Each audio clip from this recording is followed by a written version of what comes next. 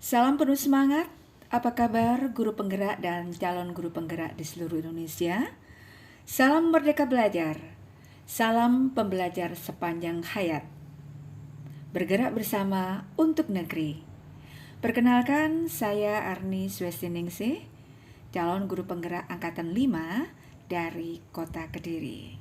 Berikut ini saya akan berbagi informasi, merefleksikan kegiatan demonstrasi kontekstual pemikiran filosofi Ki Hajar Dewantara beserta tantangan dan solusi penerapannya di kelas atau di sekolah. Tidak dapat kita pungkiri, pemikiran Ki Hajar Dewantara merupakan satu magnet kehidupan yang terus menyinari pendidikan di Indonesia sampai saat ini dan terbukti tidak lekang oleh zaman. Filosofi pendidikan Ki Hajar Dewantara mengatakan bahwasanya pendidikan dan pengajaran itu tidak dapat dipisahkan. Pengajaran merupakan bagian dari pendidikan. Pengajaran merupakan proses pendidikan memberi ilmu untuk life skill, kecakapan hidup anak secara lahir batin. Sedangkan pendidikan memberi tuntunan terhadap segala kekuatan kodrat anak agar mereka mampu mencapai keselamatan dan kebahagiaan setinggi-tingginya sebagai seorang manusia dan masyarakat. Sekarang kita akan mengupas dasar-dasar pendidikan menurut pemikiran Ki Hajar Dewantara. Pendidikan bertujuan untuk menuntun. Pendidikan bertujuan berorientasi, berpihak, berpusat, dan berhamba pada anak. Pendidikan juga bertujuan untuk memerdekakan belajar, kodrat alam dan kodrat zaman. Pendidikan juga bertujuan untuk menumbuh kembangkan budi pekerti, dan di dalam pendidikan itu sendiri aspek bermain sangatlah penting untuk bisa kita terapkan. Dasar pendidikan Ki Hajar Dewantara menuntun. Menuntun merupakan segala kekuatan kodrat yang ada pada anak, agar mereka dapat mencapai keselamatan dan kebahagiaan yang setinggi-tingginya, baik sebagai manusia maupun anggota masyarakat. Kita sebagai pendidik hanya dapat menuntun tumbuh atau hidupnya kekuatan kodrat yang ada pada anak, agar dapat memperbaiki lakunya, bukan dasarnya, hidup dan tumbuhnya kekuatan kodrat anak. Peran kita sebagai pendidik diibaratkan seorang petani atau tukang kebun yang tugasnya merawat sesuai kebutuhan tanaman agar tumbuh dan berbuah dengan baik. Beda jenis tanaman tentu saja berbeda jenis perawatan dan perlakuannya. Dalam artian, seorang pendidik harus dapat melayani segala bentuk karakteristik atau latar belakang, metode belajar peserta didik yang berbeda-beda, sehingga dasar pendidikan benar-benar berorientasi pada peserta didik.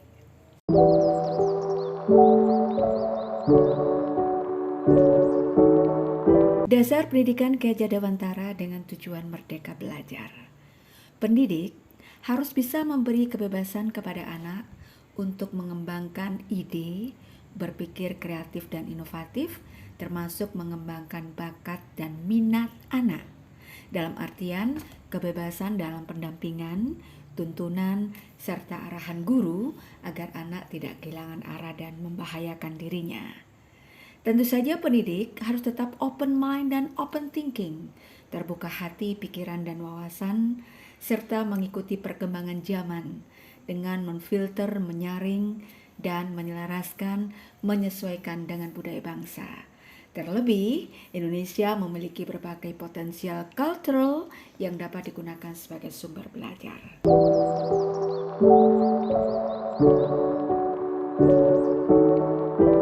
Bagaimana dengan dasar pendidikan dengan tujuan kodrat alam dan zaman? Kodrat alam ini berkaitan dengan sifat dan bentuk lingkungan di mana anak berada. Otomatis setiap anak sudah membawa sifat dan karakter masing-masing.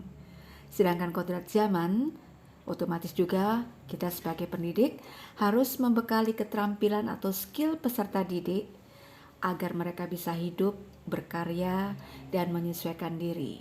Didiklah anak sesuai dengan zamannya.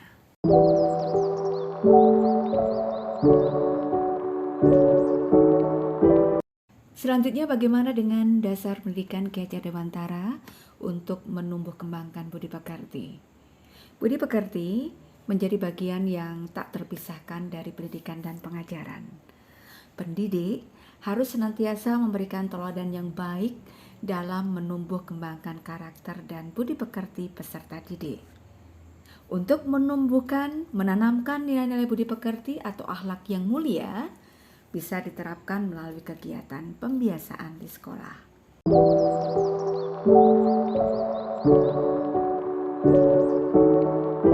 Bermain merupakan salah satu unsur dasar-dasar pendidikan Ki Hajar Dewantara.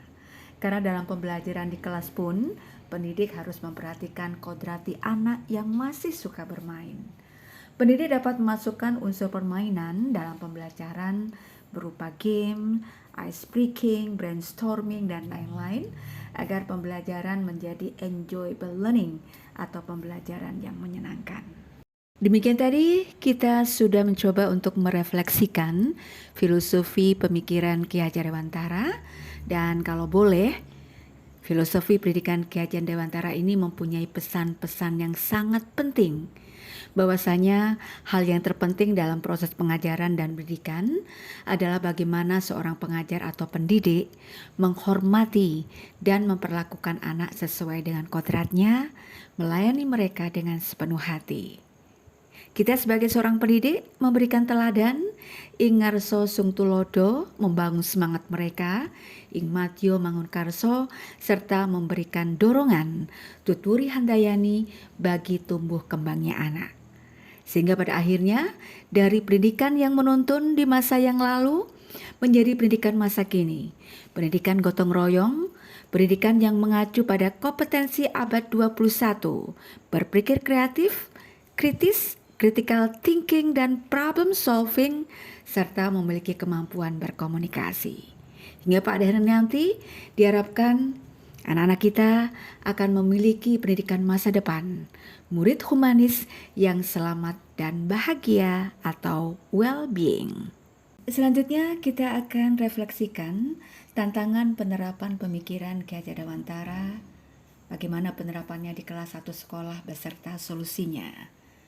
Yang pertama, tantangan bahwasanya tidak mudah untuk merubah sifat dasar atau kodrat alam peserta didik yang tentu saja berasal dari latar belakang atau karakter keluarga yang berbeda berkaitan dengan penumbuh kembangan karakter dan budi pekerti. Sementara solusi yang dapat kita berikan adalah memberikan pendampingan dan teladan melalui kegiatan local wisdom atau kebijakan lokal sekolah, dengan melalui kegiatan pembiasaan secara rutin yang berlaku untuk seluruh warga sekolah. Contoh solusinya adalah misalnya dengan kaitan pelanggaran tata tertib sekolah. Sekolah memiliki TPDS, tim penegak disiplin sekolah.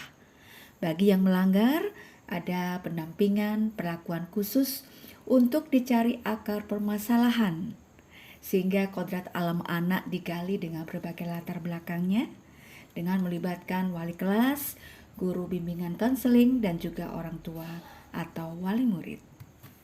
Penerapan filosofi pemikiran Ki Hajar Dewantara yang merupakan tantangan di sekolah atau di kelas selama ini yang saya alami, yaitu bahwasanya tidak mudah mengajak seluruh bapak ibu guru atau teman sejawat untuk memiliki passion dan gerakan yang sama dalam menerapkan pemikiran KHD secara keseluruhan dengan keterbatasan kemampuan masing-masing.